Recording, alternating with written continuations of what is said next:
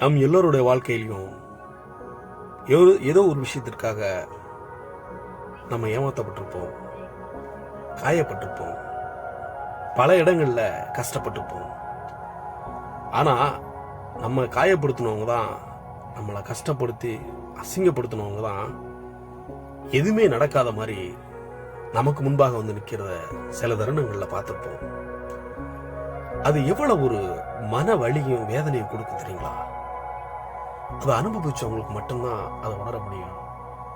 எதுவுமே நடக்காத மாதிரி ரொம்ப ஒரு பொலைட்டான ஒரு சிரிப்பு, அந்த ஒரு வலி இருக்கு, அந்த வேதனை வந்து அது ரொம்ப ரொம்ப காயப்படுத்தும் நம்ம மனசை. ஸோ யார் மனசையும் கஷ்டப்படுத்தாதீங்க, வார்த்தையால குத்தி கிழிச்சிடாதீங்க. நீங்க பேசுற வார்த்தைகள் தான் ரொம்பவும் ஆழமா வடுவா வந்து நம்ம மனசுல வந்து பதிஞ்சிரும்.